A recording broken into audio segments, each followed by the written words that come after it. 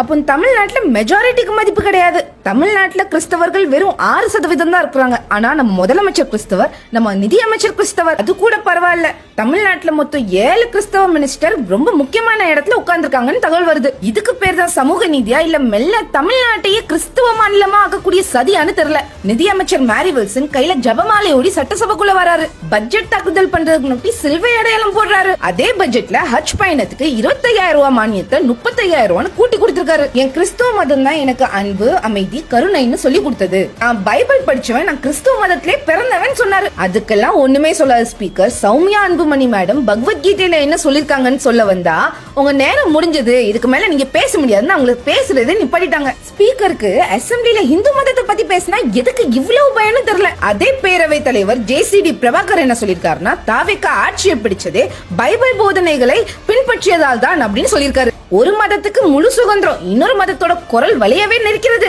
டிவிக்கு எம்எல்ஏ முஸ்தபா என்ன சொன்னார்னா, நாங்க அரசியலுக்கு வந்ததே சனாதன தர்மத்தையே ஒழிக்கிறதுக்கு தான் அப்படின்னு சொன்னாரு. அதுக்கப்புறம் என்னெல்லாமோ சொல்லி அதை சமாளிக்க பார்த்தாரு. ஆனா அவரோட என்னதுங்கிறது ரொம்ப தெளிவா தெரிஞ்சது. இவ்வளவு ஏன் முதலமைச்சரோட அதிகாரப்பூர்வ மேஜையிலும் சில்வை வைக்கப்பட்டிருக்குன்னு ஒரு ரிப்போர்ட் வெளியே வந்துட்டு இருக்கு. இப்ப நான் என்ன கேக்குறேன், வெறும் 6% இருக்கிற ஒரு சமூகத்துக்கு 7 அமைச்சர்கள் ரொம்ப முக்கியமான துறையில போட்டு கொடுத்திருக்கீங்க. இப்போ 7 அமைச்சர்கள் சொன்னா 20 விழுக்காடு சீட்டை வெறும் கிறிஸ்தவ மதத்துக்கே ஒதுக்கிருக்கீங்க.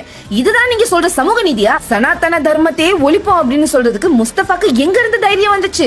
நீங்க எதுக்கு அதை வன்மையா கண்டிக்கல?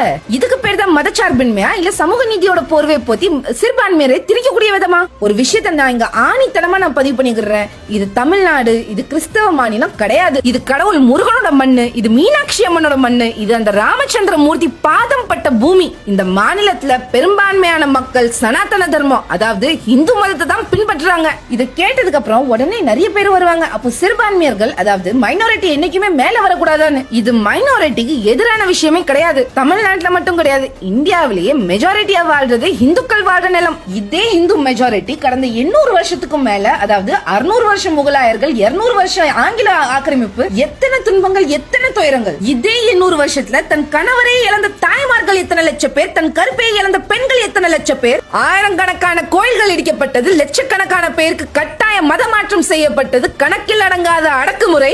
இதுல எங்க இருக்கு உங்களோட சமூக நீதி? ஆகவே நாங்க இழந்தது அதிகம். எங்களை சுதந்திர காற்ற சுவாசிக்க விடுங்க. எங்க உள்ளத்துல சமதர்மம், எங்க கொள்கையில சோசியலிசம். இந்த இந்தியா ஒரு அற்புதமான நாடு. இந்த பாரத தாய் மடியில நீங்களும் வாழுங்க, நாங்களும் வாழுதோம். உங்களோட மதத்தை எங்க கிட்ட தயவு செஞ்சு திணிக்காதீங்க. மதத்தின் பெயரால் திரும்ப எங்களை அடிமைப்படுத்த நினைச்சு கூட பாத்துறாதீங்க. இந்த நிலை நீடிக்குமே ஆனால் மாற்று அரசு தவிர வேற வழி இல்லை. With that I conclude. Vetrivel வீரவேல்.